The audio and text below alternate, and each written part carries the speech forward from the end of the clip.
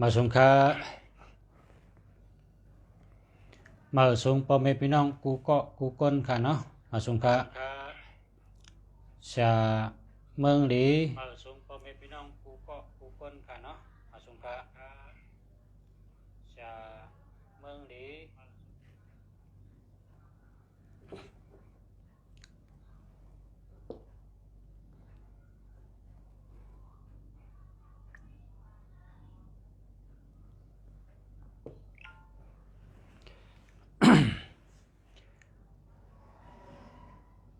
เมื่อในไลอัดเสียงลงก่อนใน TikTok มีคนตัว3 เหงไปก็แปลว่าข่าววนว่าได้ก็เก่าในเพชรปุกในมี5 เหงคำได้ยินคำได้หันโยในกะข้าก็มาถ่ายทอดสดในเพจบุ๊กมาเดี๋ยวนี้ข้าได้ขึ้นดัดขึ้นลองอันข้าเขาดัดกับมือกลางวันไง ตัวนับเก่าตัวนับ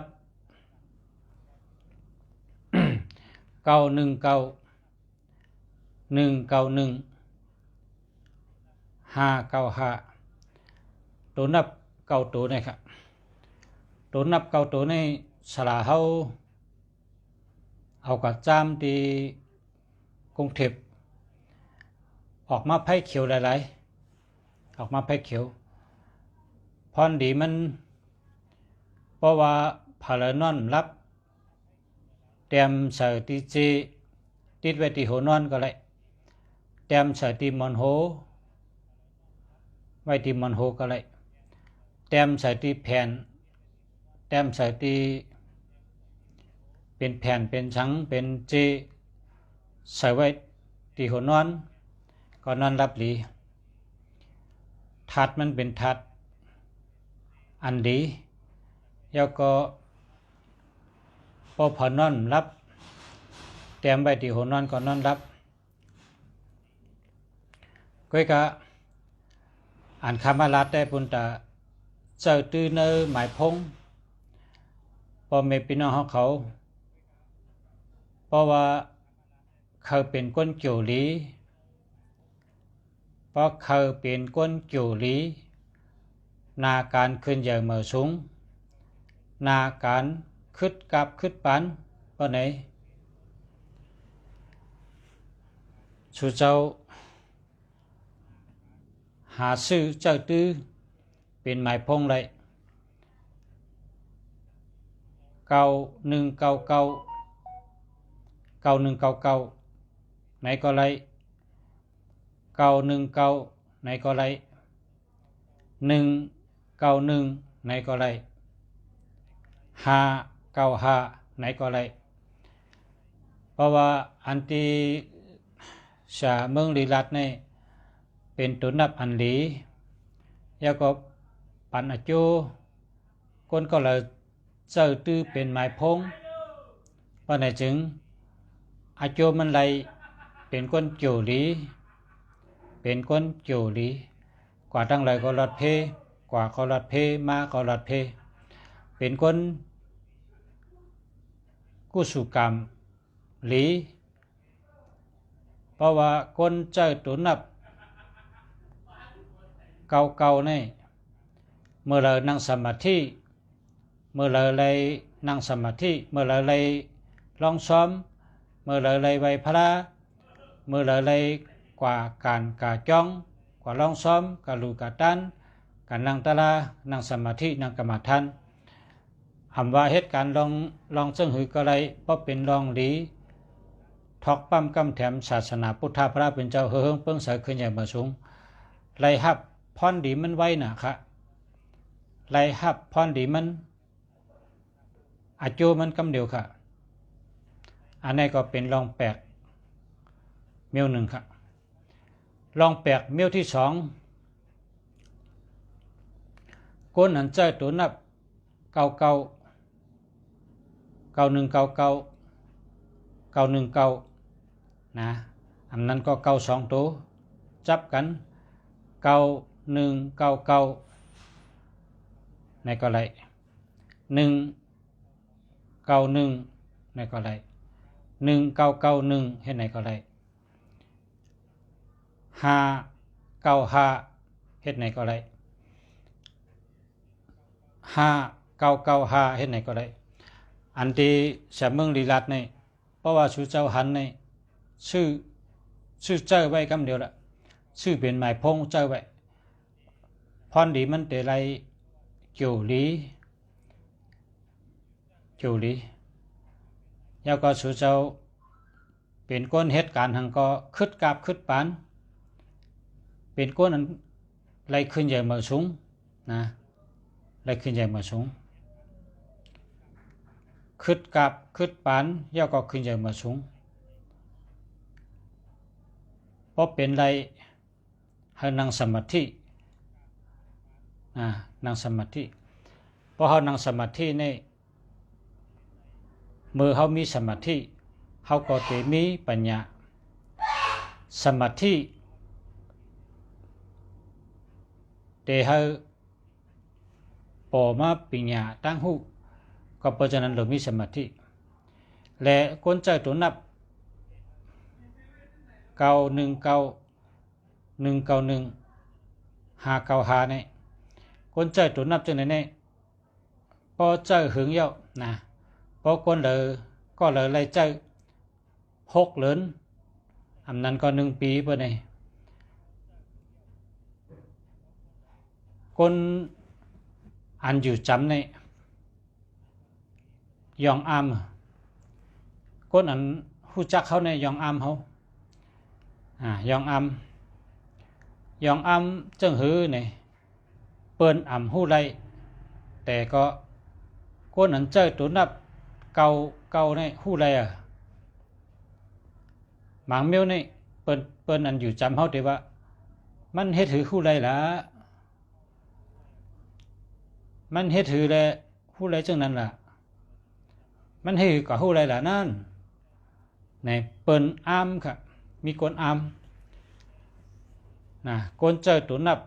เก่า1 9 1 9 1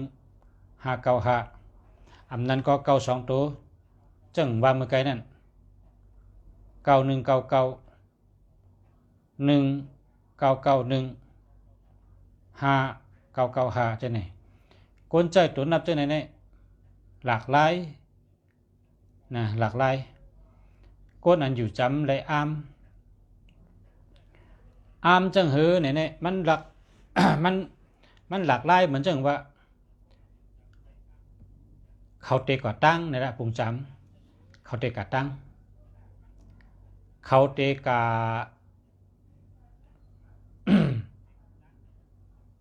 เตเฮ็ดเห็นเมียวนาการเขาอุบกันเนี่ยก้อยกะก้นอันเจ้าตัวนับตีอันมีเก่าๆเนี่ยมันหู้ไว้ว่าเพราะกว่าเนี่ยเตเป็นจังไหนเพราะกว่าเนี่ยเตเป็นจังนั้นเนี่ยมันหู้ไว้อันตั้งค่ะก็ในบางปอกในมันลัดออกซบมามันว่าเพราะสุกว่าในเป็นไหนเป็นไหนเนี่ยมันลัดออกซบบางปอกก็กะสังว่ามันลัดเนี่ยก็มันทำหู้มันเป็นก้นหู้รองหน้ามันเป็นก้นหู้รองอันแต่เป็นมาตั้งหน้าอันนี้หลีอามจะก็เพราะฉะนั้นแหละก้นเจ้าตัวนับเจ้าเนี่ยเป็นห้องว่าเป็นคนพิเศษเป็นคนพิเศษเขาหู้อันตั้งอีหังเตเป็นมาในเขาหู้อันตั้งอีหังเตปอเป็นมาตั้งนานในเขาหู้อันตั้งมันจังว่าเมื่อพุกเนี่ยก็ในเตมาหาเนี่ยมันก็เหลียวแก่หู้มันว่าเมื่อพุกเนี่ยก็ในเตมาหามังปอกในมันลัดออกมาจากไหนก็เมื่อพุกมาก็นั่นจะมาเตะมันหู้แหวนตั้งก็กะมังก็เขาก็ลัดป้อมลัดเนี่ยก็มันจำหู้แต่มันลัดแกมังก็ซ้ำเกียกลัดนะเพราะเกียกลัดเนี่ยก็มันก็เป็นคนลัดอันหมานมันอันเปิดอ่ำหู้มันจำหู้อันเปินล่ำอ่ำไรมันจำล่ำไร เป็นก้นล้ำไรตั้งหนาเป็นก้นหู้ไรตั้งหนาอันนี้ก็เรียกว่าแห้งถัดตัวนับเก่าๆนี่ที่เมืองไทยนี่เป็นเกียกนะครับที่เมืองไทยนี่เกียกเลยเปิ้นนะเกียกเลยเปิ้นเก่าๆเนี่ยเมืองไทยในประวัติตัวเก่าเนี่ยเก่าตัวเร็วก็เขาเกียกนะเก่า2ตัวก็เกียกเก่า3ตัวก็เขาเกียกเพราะว่าเก่าเนี่ยมีตีป่องตั้งกำไทยเนี่ยนะมันป่องว่าเก่าหน้าตันสมัยเพราะเป็นกำไตเขาก็ว่าขึ้นใหญ่มาสูงขึ้นกาบขึ้นปานมันว่าเช่นนั้นน่ะตีป่องมันแคมน่ะหรือเสียเนี่ยกาก้นอันใจตัวนับเก่าๆในซ้ำเป็นก้นมีอันหู้อ่อนตั้งนั่นน่ะดีอ้ำนั่นนะเมื่อพุกในตีเป็นชังเมื่อพุกในตีหบเผอตีมาหาเมื่อพุกตีเป็นจังหืออันนี้ก็มันชำหู้ตีกว่าตั้งในตีเป็นในมันก็ชำหู้ก็เพราะฉะนั้นได้คนก็เลยใจตัวนับเก่าอำนั้นก็1 9 1 9 1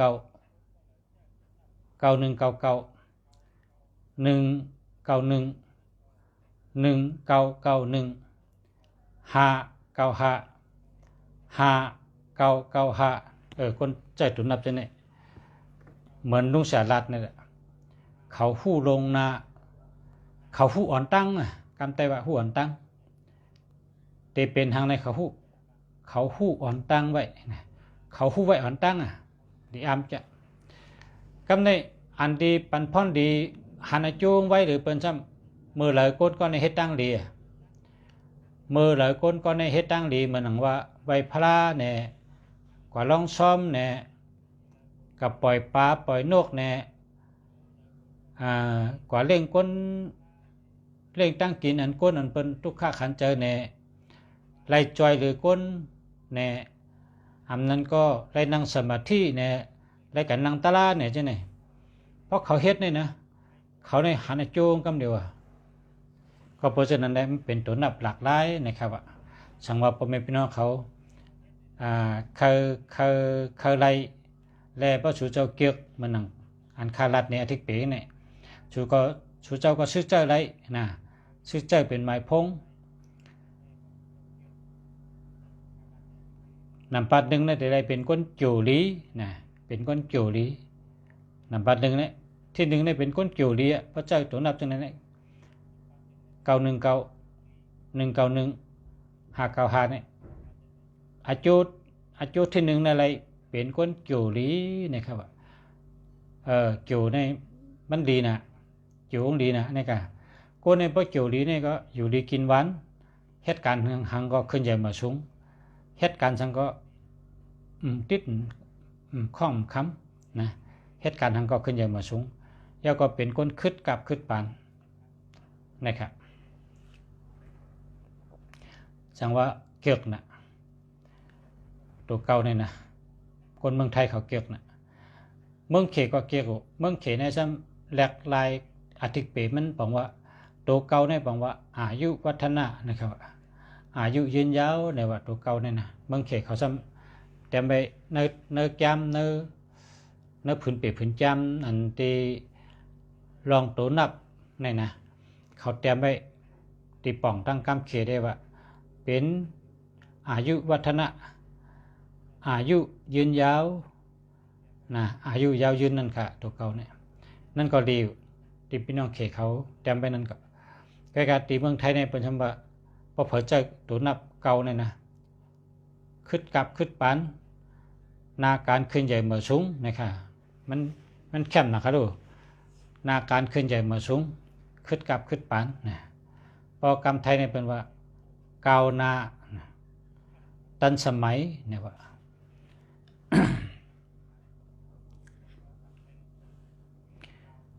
ก็ ตัวนับอันหลีใจมันแทงจุ่มฮะที่ขามาลัดปันชูเจ้ามันเนี่ยมีอยู่เก้าตัวเอาใจตื้อเป็นไม้พงค่ะนะใจเป็นไม้พงเพราะว่ากับตัวเดียวนี่พอเขามีพงเขาก็หลมีน้ำปัดพงหลีนะหลมีไม้พงหลี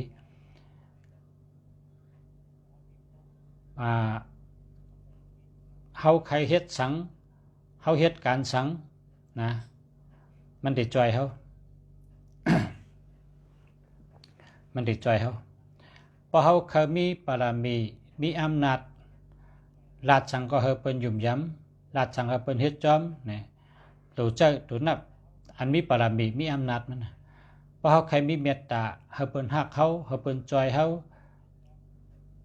ก็รู้ใจตัวนับเมตตาเพราะใครเป็นคนมีปัญญาใครมีตั้งหู้ใครหมอรัดใครหมอสั่งสอนคนใครหมอเป็นผู้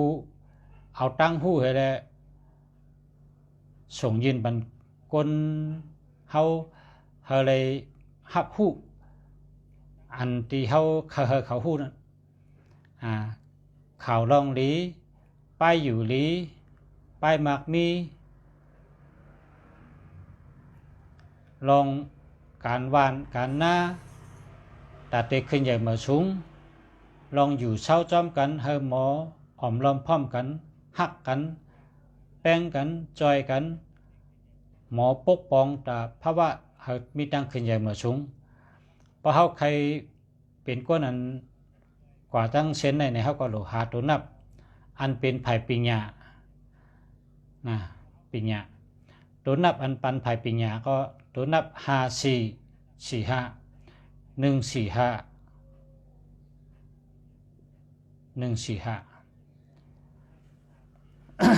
เพราะเป็นตั้งหักในก็6324เพราะเป็นรัฐเธอเป็นลีหักในก็เป็น424เพราะเป็นคนขายตั้งขายมันจังว่าเฮารัดทางเฮาขายทางก็เฮาเป็นชื่อเฮาในสำหรับเป็น624เห็นมั้ยเฮาหลูฮู้อติกเปมันน่ะเฮาได้ใจหมายพงเนี่ยพงเฮาเนี่ยเฮาได้ชื่อมาเนี่ยเฮาชื่อกาจ้ะลูกนะเฮาชื่อกานำปัดพงก็ชื่อกาพงก็ชื่อกาก้วยกาเฮาหลูฮู้ว่าเฮาในเหตุการณ์สังนะหลูฮู้จักตัวเจ้าเก่านี่ค่ะหลูฮู้จักตัวเก่าว่าตัวเก่าในเหตุการณ์สัง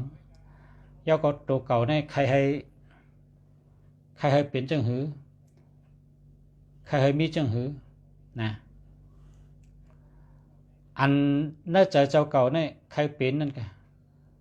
ตั้งยังอันเจ้าเก่าเนี่ยเคยเป็นจังหือค่ะเฮิงเป็นจังหือค่ะนะ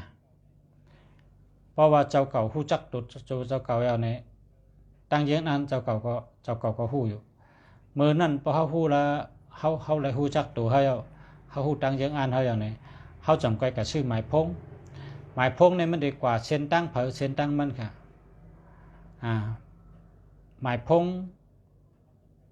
เป็นไผ่มันก็นะเป็นก็เส้นๆก็เพราะเป็นเมตตามันก็ได้มี6324เพราะเป็นก้าขายมันหรือมี624เพราะเป็นดาดถ้าเป็นมีเมตตาความเฮาเนี่ยเป็นเมตตามันหรือเป็น424เพราะใครมีปัญญาใครมีตั้งหู้ใครเตรียมไล่ปับลิกน้ำเฮาเตรียมเอาก็เฮาเปิ้นอ่านแล้วก็ป่องเจอไล่ฮับพันดีเฮาคนเฮาเปิ้นขึ้นใหญ่มาสูงนี่หรือมีปัญญาน่าจำหรือเป็นตัวนับ145อันนั้นก็549ให้นี่กำในเพราะใครเป็นผู้มีเงินหมื่นเงินแสนเงินล้าน10ล้าน30ล้านปากล้านเหมือนจังเพิ่นนั่นน่ะตัวนับก็รู้สึกตัวใหญ่ๆเหมือนนาง878 789 828 289 ฉะนั้นเป็นตัวนับแห้งเยอะกันในพวกเขา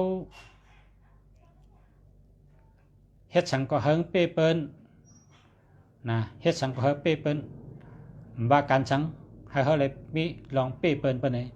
หรือชื่อ6395นะ6395มาเจอเพราะว่า6395ปานใดเอามาเจอเป็นหมายพงปานใดเฮาได้เฮ็ดการสังก็เฮาได้เป็นก้นอันอ่องเป้เปิ้นอ่องเป้เปิ้นอ่องเป้เปิ้นติ๊กๆนะการตัดได้ตั้งอ่องเป้เปิ้นได้มีหลายมิ้วนะก้นปิดโปลุงแน่ก้นจันเจึกแน่ก้นป้อขนไก่แน่แบดมินตันแน่ปัดแกตป้อยังเล่นแห้งกูมิ้วเค้กเข่งกูมิ้ว